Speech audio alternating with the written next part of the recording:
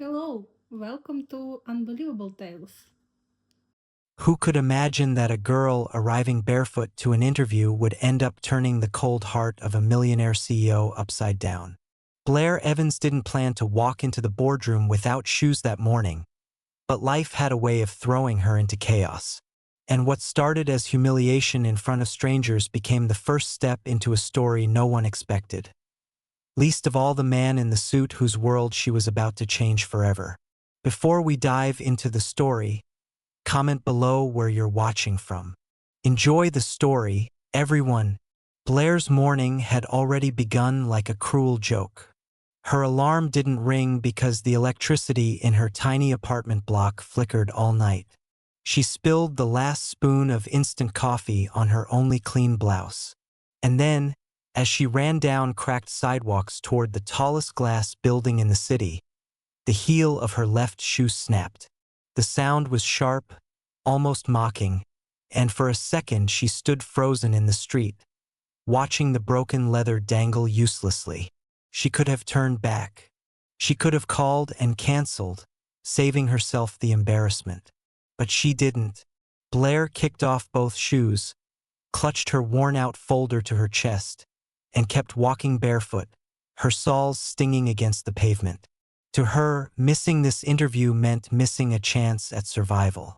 It wasn't just a job. It was the possibility of paying rent, of keeping her younger sister in school, of proving she wasn't just another girl stuck in the cycle of nothingness. By the time she reached the Crawford Enterprises building, sweat dotted her forehead and her feet were sore. The lobby looked like another world. Marble floors, golden elevators, employees gliding past in polished shoes. Blair's bare feet slapped against the cold stone, echoing in the silence. Heads turned. She felt the heat of whispers crawling up her back, but she held her chin high. If they wanted to stare, let them. She wasn't here to impress them with designer heels. In the elevator, Blair caught her reflection in the mirrored walls. Her dark hair was pulled into a loose bun, strands falling over her flushed face. Her blouse was slightly wrinkled, her jeans faded. She looked out of place in every possible way. For a second, doubt clawed at her chest. They're never going to hire me. Not like this. But then she exhaled, tightened her grip on the folder, and reminded herself, I've been through worse. Shoes don't define me. The doors opened to the 21st floor, where the candidates were already waiting.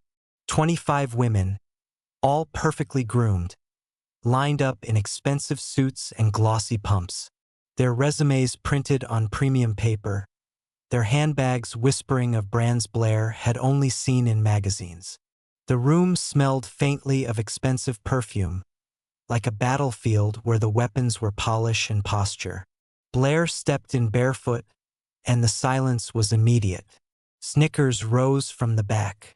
One girl with red lips leaned toward another and whispered loud enough for Blair to hear. What is this? A charity audition? Heat burned Blair's ears, but she forced her face into calmness. If humiliation was the price of being here, she'd pay it. That was the exact moment the glass doors swung open. He entered, the man every headline in the business world spoke about. Alexander Crawford, 34, self-made CEO, known for his ruthless decisions and untouchable composure. His suit fit like it was stitched onto his frame, his tie perfect, his expression sharp as a blade. The atmosphere shifted instantly. Whispers died, and even the air seemed to stiffen. Blair hadn't expected to see him so soon, and when her eyes locked with his, her breath faltered. He paused mid-step, gaze dropping, not to her face, but to her bare feet pressing against the cold floor. His brow arched ever so slightly, not in shock, but in curiosity. The others avoided his stare, desperate to appear flawless. Blair stood there, flawed in every way, and yet she didn't flinch. Their eyes met for the briefest moment, and something unspoken passed between them. He was a man who had everything, yet he looked at her like she carried a secret no one else noticed. "Shall we begin?" Alexander's voice sliced through the silence. Deep, steady, almost detached. He walked past the line of candidates, but Blair could feel the weight of his presence linger near her. The interviews began one by one. Questions about efficiency, loyalty, problem-solving. The women answered with rehearsed lines, their voices trembling under his gaze. Blair listened, clutching her folder, heart pounding. When her name was finally called, she stepped forward, barefoot and unashamed, as though the marble itself belonged under her soles. Alexander lifted his eyes to her. For the first time, his perfect mask cracked with the faintest flicker of intrigue. He leaned back in his chair, fingers steepled, and simply said, "Explain yourself. Not, tell me about your qualifications. Not, why should we hire you?" Just two words, heavy with demand. Blair took a breath. This was her moment, and she wasn't going to waste it. Blair's pulse hammered as Alexander Crawford's words echoed in the boardroom. "Explain yourself." The other candidates smirked, eager to see her crumble. To them, she was already a joke, barefoot, out of place, a mistake standing in a room built for perfection. But Blair wasn't about to apologize for who she was. "I was on my way here," she began, her voice steady though her palms trembled inside the folder she clutched. "The heel of my shoe broke. I could have gone home and missed this chance. But I didn't. I came here anyway, because I need this more than I need anyone's approval." A ripple moved through the room. One of the women gasped softly. Another rolled her eyes. But Alexander didn't move. His gaze stayed fixed on her, unreadable, as though he were peeling back layers she had never meant to show. "And walking into my company barefoot was your solution?" he asked, his tone cool, almost mocking. Blair lifted her chin. "I figured if this place only values shoes, then maybe I'm in the wrong room. But if you value honesty and grit, then maybe I'm exactly where I should be." For a moment, silence stretched so long it felt suffocating. The fluorescent lights hummed above. The women shifted in their chairs, uncomfortable. Alexander's lips curved. Not into a smile, but something close, something sharper. "Interesting," he murmured, leaning back in his chair. The interview continued. Candidate after candidate spoke about their accomplishments, their degrees, their perfect track records. Blair listened, but she refused to be intimidated. When it was her turn again, she answered his rapid-fire questions with raw honesty. "Where do you see yourself in 5 years? Hopefully not worrying about how to pay rent. What's your greatest weakness?" "I sometimes care too much about people who don't care about me. But at least it keeps me human." Each answer stirred laughter from the candidates and raised brows from the panel of executives. Yet Alexander didn't laugh. He watched, silent, his gray eyes narrowing like he was calculating something far beyond her words. By the end of the session, most of the women strutted out with forced confidence, their heels clicking like punctuation marks on marble. Blair stayed seated, gathering her worn papers into her folder. That was when a shadow fell over her. She looked up. It was him. "You," Alexander said simply. "Stay." Her stomach dropped. The room emptied, leaving only the two of them and the quiet hum of the air conditioning. Blair forced herself to meet his gaze. "I don't like games, Miss Evans," he said. "And I don't make decisions based on sympathy. So tell me, why should I even consider you?" Blair swallowed, heart pounding. This wasn't a question she could answer with rehearsed lines. So she didn't. "Because you already did," she said. His brows lifted.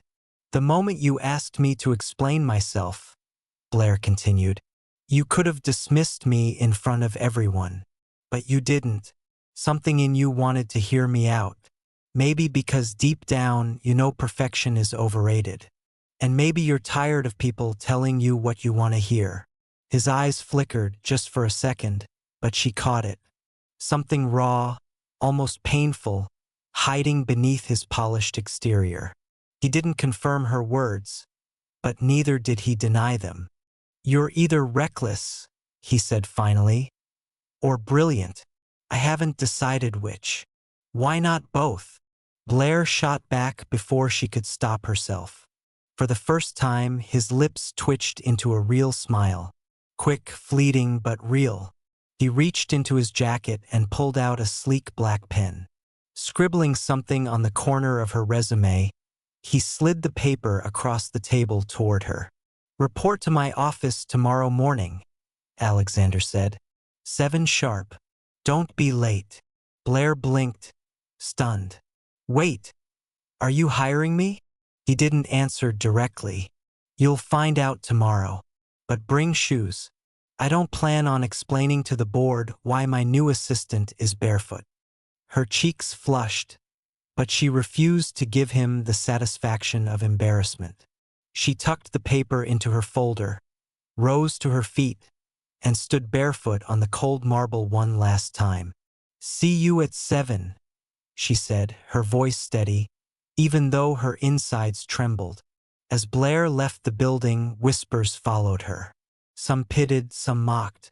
Yet all she felt was the ghost of Alexander Crawford's smile lingering in her mind. For the first time in weeks, hope sparked inside her. Not just for the job, but for the strange pull she had seen in his eyes, a flicker of humanity in the man the world called untouchable. What Blair didn't know was that Alexander watched her go, his expression unreadable to anyone but himself. And for the first time in years, he felt something unexpected: curiosity. Not about her qualifications, not about her appearance, but about her. The next morning, Blair stood outside the towering Crawford Enterprises headquarters at 6:45, this time with a pair of plain black flats she'd borrowed from her neighbor. They were a size too big, but at least she wasn't barefoot. Her palms were clammy as she adjusted the strap of her thrifted tote bag. What if yesterday was a fluke? What if he only wanted me back to humiliate me in front of everyone? She nearly turned away when the revolving doors swept open and a familiar voice cut through the air. "Early," Alexander Crawford remarked, glancing at his watch as he stepped out of a sleek black car. "Good." He strode past her, suit crisp, phone pressed to his ear, not waiting for her reply. But the faintest flicker of recognition in his eyes made Blair's breath hitch. He hadn't forgotten her. Inside, the office was a hive of efficiency. Assistants in heels clicked by. Executives murmured in hushed tones. Blair felt invisible and exposed all at once. A receptionist pointed her toward the top floor. By the time she reached his office, her legs ached from nerves. The door was already open. Alexander sat behind a massive desk of glass and steel, phone in one hand, pen in the other. Without looking up, he gestured to the chair across from him. "Sit." Blair obeyed, tucking her oversized shoes under the chair. The next hour was chaos. He rattled off appointments, dictated emails faster than she could type, and challenged her with sudden tasks. Cross-check a contract, call a supplier, find a missing file. First, she stumbled. Her fingers fumbled across the keyboard. Her voice cracked on phone calls. She braced for his cold reprimand. But instead, he raised a brow. "You adapt quickly," he said, almost to himself, when she corrected a scheduling error on the spot. Blair bit back a smile. "You throw chaos at me. I'm good at surviving chaos." That earned the faintest smirk from him, so brief she thought she imagined it. By lunchtime, she was exhausted. She sat at her desk outside his office, massaging her temples, when a shadow loomed. "You skipped lunch," Alexander said flatly. Blair looked up. "I didn't have time." He placed a sandwich wrapped in paper on her desk. Eat. Efficiency drops when you pass out. She stared at the sandwich, then at him. Is this your version of kindness? His eyes narrowed, but the corner of his mouth twitched. Consider its strategy. A hungry assistant makes mistakes. She unwrapped the sandwich and took a bite, grinning. Best strategy I've tasted all week. For a moment, silence stretched between them, broken only by the faint hum of city traffic below. And in that silence, Blair swore she saw something soften in his eyes, a glimpse of the man behind the mask. The days that followed blurred into a rhythm neither of them expected. Blair, with her blunt honesty, cut through the stiff formality of his world.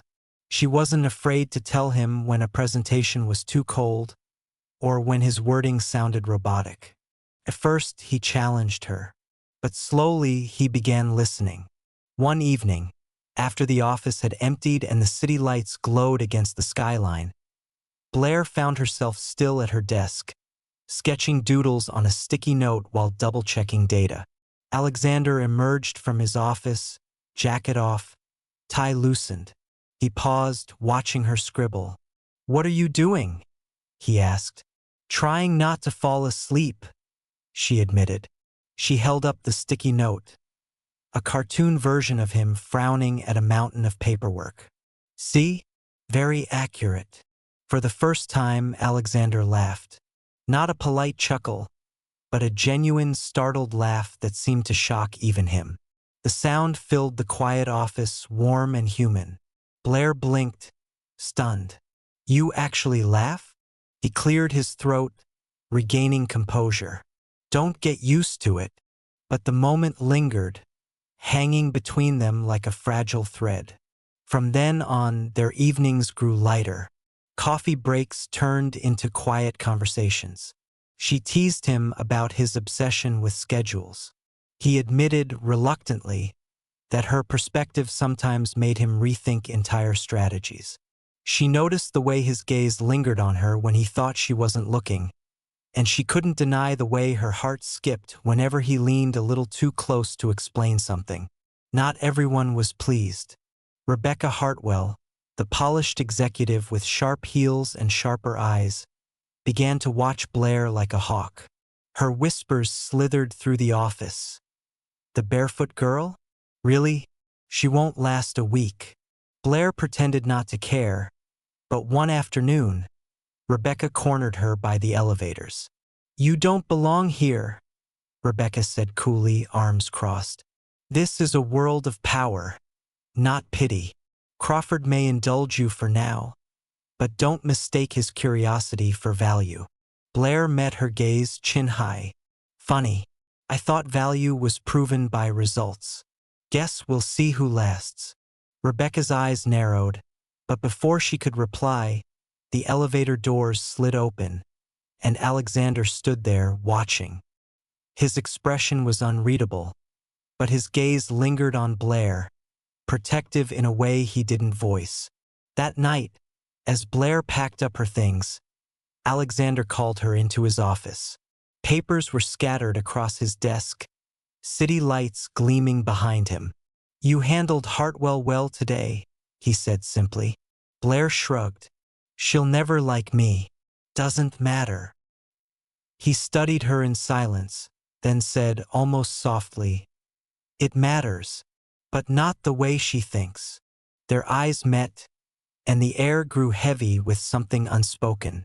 For a moment, Blair forgot where she was, forgot the rules, forgot the polished world pressing in from all sides. All she saw was him. Not the CEO, but the man who, for some reason, was letting her into his guarded life. Neither moved, neither spoke. The tension lingered, fragile and dangerous, like a flame hovering over dry paper. And Blair realized, with a shiver, that she was standing on the edge of something she couldn't control. Blair hadn't planned to stay late that night. She'd promised herself she would leave at 6, go home, cook pasta from the last box in her cupboard, and maybe even sleep before midnight. But deadlines didn't care about promises. At 8:30, she was still at her desk, squinting at numbers on a glowing screen while the office around her lay dark and silent. Inside Alexander Crawford's office, a faint light glowed. She could see him through the glass walls, jacket gone, sleeves rolled up, hair slightly undone in a way that made him look less like a ruthless CEO and more like a man worn down by his own empire. He was flipping through a thick contract, his jaw tight, his expression unreadable. Blair rubbed her eyes. "I should leave," she whispered to herself. Yet her body didn't move. Something in the quiet of the building, in the rare stillness of his presence, kept her rooted. A soft knock startled her. She looked up to see him at her desk. "You're still here," Alexander said, his voice low, carrying that mix of surprise and disapproval. Blair shrugged. "So are you." He studied her for a moment. "Fair point. Come inside." She followed him back into his office. The space looked different at night, less intimidating, almost intimate. The city lights spilled in through the tall windows, painting the room in silver and gold. Papers were scattered across his desk, a half-empty coffee mug beside them. "What are you working on?" she asked, leaning against the doorframe. "The Harrison Project," he said, dropping the file on the desk with a sigh. "A potential merger. Complicated, messy, and entirely too important to leave until tomorrow." Blair hesitated, then stepped forward. "Messy I can handle." She reached for the file before she could second-guess herself. His brows lifted. "You think you can make sense of this chaos?" She smirked, flipping open the folder. "Chaos is my specialty, remember?" Minutes turned into an hour. They worked side by side, her scribbling notes in the margins, him revising clauses, their shoulders brushing every so often when they leaned across the desk. At first, the contact made her stiffen, but gradually, she stopped pulling away. Their laughter spilled into the empty office. Rare, quiet bursts that made the room feel warmer than it had in years. At one point, Blair doodled a tiny storm cloud in the margin of a particularly convoluted clause. "That's what this looks like," she muttered. Alexander leaned over her shoulder, so close she could feel his breath. "That's not a storm. That's negligence wrapped in legal jargon." She tilted her head toward him. Their faces were inches apart. Her heart stumbled. His gaze caught hers, gray eyes suddenly softer, unshielded. The air thickened, heavy with something dangerous and magnetic. Neither of them spoke. Neither of them moved away. Blair's lips parted to say something, anything to break the silence. But Alexander reached out first, brushing a stray strand of hair from her face. The touch was gentle, hesitant, so unlike the man she'd come to know. "Blair," he whispered, her name sounding foreign on his lips, as if he'd been holding it back for weeks. Her breath caught. "Yes." He didn't answer with words. The kiss was sudden and inevitable, like a dam finally breaking. His hand cupped her cheek, hers clutched at his shirt as if afraid he might vanish. It wasn't polished or practiced. It was raw, hungry, filled with every unspoken thought they'd buried under schedules and walls. When they finally pulled apart, both were breathless. Blair's heart raced, her mind spinning. "This is wrong," she murmured, her voice trembling. "You're my boss." Alexander's jaw tightened. He stepped back, but not far. "It's not wrong," he said, low and firm. "It's inconvenient. There's a difference." Blair shook her head, trying to clear the fog of his kiss. "People will talk. They already do." "Let them," he replied, almost fiercely. "I don't care what they say." But Blair did. She'd seen the way Rebecca's eyes followed her, the smirks in the hallways, the whispered accusations of favoritism. This kiss was fire, but fire burned, and she wasn't sure if she was strong enough to survive it. She pulled away, gathering her folder with shaking hands. I should go. Alexander watched her, his face shadowed with something unreadable. Frustration, longing, maybe both. Tomorrow, he said quietly as she reached the door, we'll finish the Harrison project. She hesitated, her hand on the handle. Part of her wanted to stay, to let the fire consume her. But she forced herself to step into the empty hallway, leaving him alone with his city of glass. As Blair walked barefoot again, shoes dangling from her fingers this time, the flats too painful after hours, she realized she wasn't just caught in chaos anymore. She was caught in him. The following week unfolded like a slow-burning fuse. Blair tried to bury the memory of that kiss under stacks of reports and endless coffee refills, but it lingered, warm and dangerous. Every time Alexander brushed past her or spoke her name with that quiet weight, they both pretended nothing had happened, yet their eyes betrayed them. A glance too long, a silence too heavy. The office, however, noticed everything. Whispers slithered through corridors. The barefoot girl has Crawford wrapped around her finger. Laughter followed her down the elevator.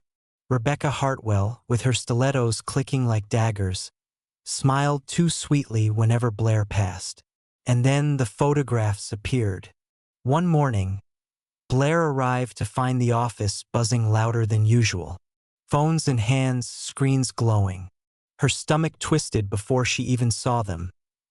Grainy images of her and Alexander in his office, their heads bent close over documents, their laughter caught in blurry frames.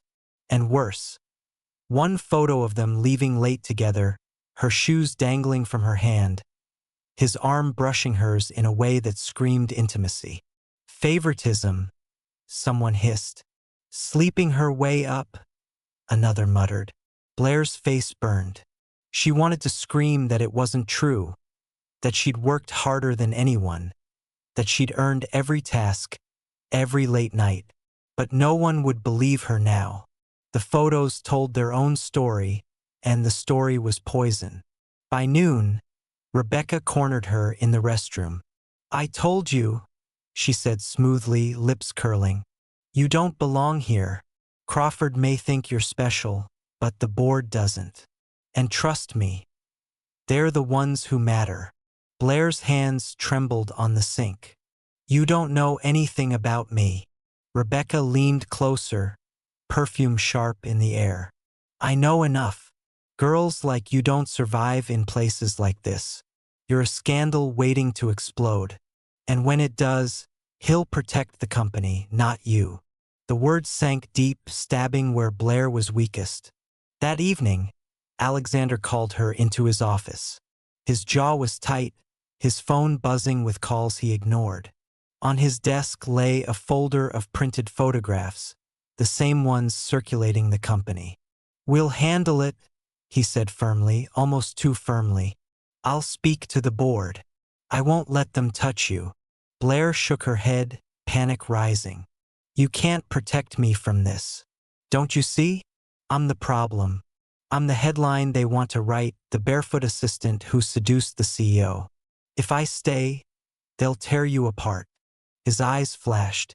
I don't care what they say about me. But I do.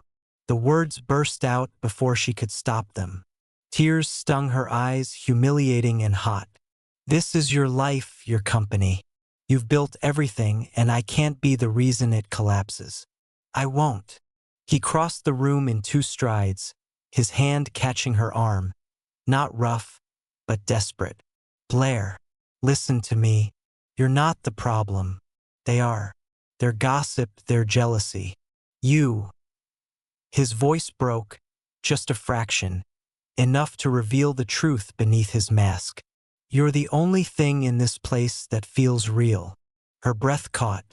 For a moment, she wanted to believe him, to let herself be consumed by the fire in his eyes. but Rebecca's words echoed in her head. He'll protect the company, not you. Blair pulled away, clutching her folder to her chest like armor. I can't stay, Alexander. Not like this. Blair. But she was already at the door, her vision blurred, her heart shattering with every step. That night, she packed her few belongings into a second-hand suitcase. She didn't know where she was going, only that she couldn't face the stares, the whispers, the board's judgmental eyes. She couldn't watch him be forced to choose between his empire and her, because she already knew how that choice ended. And so Blair Evans, the barefoot girl who had once dared to walk into a glass tower, walked out again, this time with shoes on, but feeling more exposed than ever. The boardroom of Crawford Enterprises had seen its share of storms, but never one like this. 20 executives sat around the glossy table, their whispers a sharp undercurrent as Alexander Crawford took his seat at the head. Photographs lay spread before them, the grainy proof of scandal.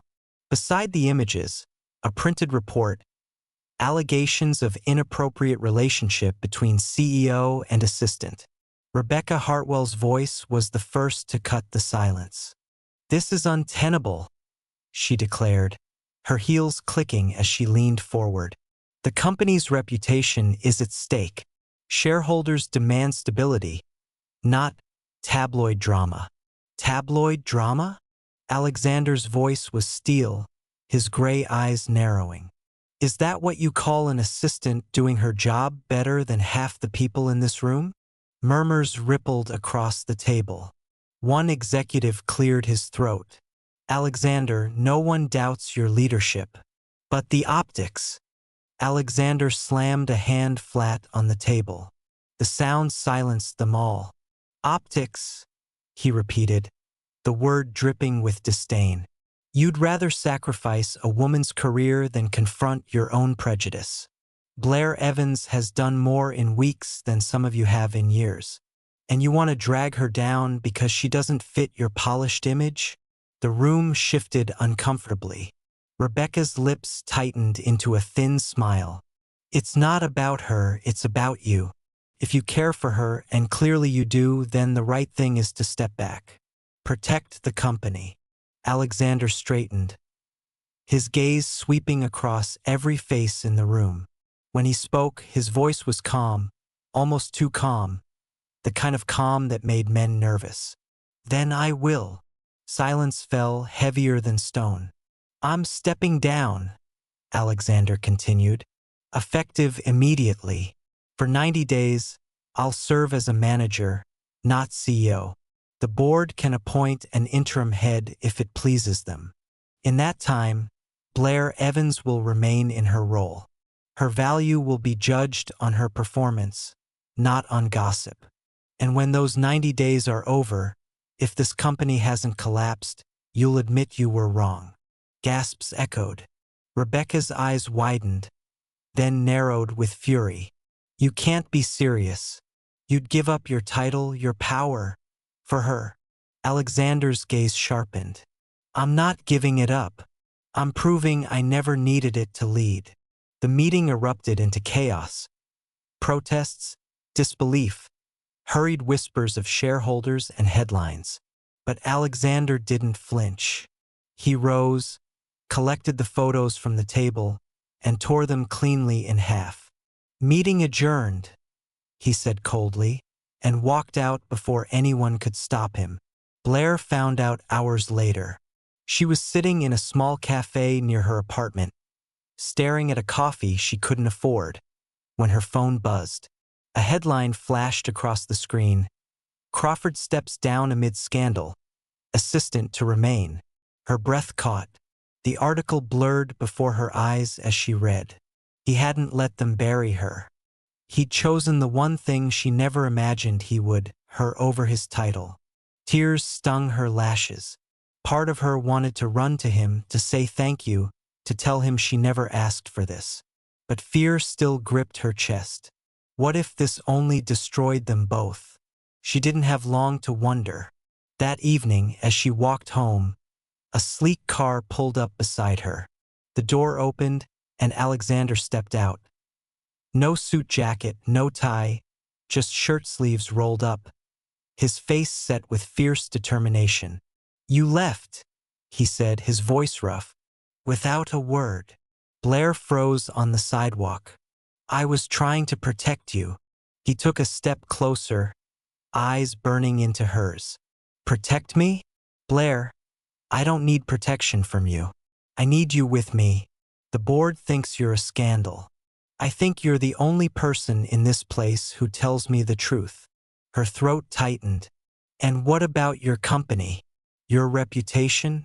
You've worked your whole life for it." "I worked my whole life for something that never filled the emptiness," he cut in, his voice raw, "until you walked in barefoot and told me perfection is overrated. You changed everything. Do you understand that?" Her heart thudded painfully. She wanted to believe him, wanted to fall into his arms and forget the world. But still, the fear clung. "What if they never accept me?" she whispered. Alexander's hand lifted, brushing her cheek with a tenderness she hadn't thought him capable of. "Then we'll build something they can't touch. Together." Blair closed her eyes, leaning into his touch, torn between hope and fear. But when she opened them again, she saw the truth in his gaze. Not the CEO, not the headlines, just the man who had chosen her when he could have chosen everything else. For the first time, she let herself believe. The following weeks tested them both.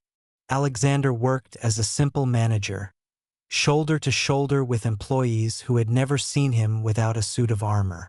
Blair, beside him, poured herself into every project, proving with results what words couldn't erase. Together, they secured the Harrison project against all odds, winning over skeptical clients with a mix of his sharp strategy and her disarming honesty. Slowly, the whispers shifted. No longer scandal, but respect. Not favoritism, but partnership.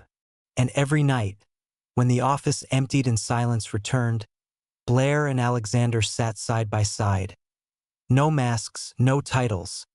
Just two people who had finally stopped running from what had always been between them. 90 days passed like a storm turning into calm. The scandal that once threatened to drown them was now little more than a ripple, replaced by admiration for the unlikely pair who had fought harder than anyone expected. Blair had earned her place with results that spoke louder than whispers. Clients won, projects delivered, chaos turned into order with her own brand of stubborn humor.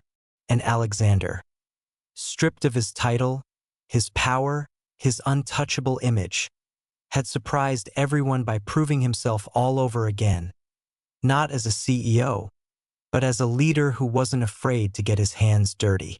On the final day, the board gathered once more. The atmosphere was tense, but not hostile. Charles Morrison cleared his throat, his tone cautious but respectful. "Mr. Crawford," he began, "you've demonstrated commitment beyond what we expected. The company has not only remained stable, it has grown. Profits are up. Morale is unusually high." He glanced at Blair, who sat quietly at the end of the table, trying not to fidget. "We'd like to reinstate you as CEO, effective immediately." The room broke into polite applause. Rebecca's chair, long empty after her dismissal, was a silent reminder of the cost of envy. Alexander didn't smile. He simply stood and said, "I accept, but know this: leadership without humanity is nothing. If this company thrives now, it's because of authenticity, not appearances. Remember that." Blair felt pride swell in her chest. For once, he hadn't hidden behind corporate walls. He'd spoken from the heart.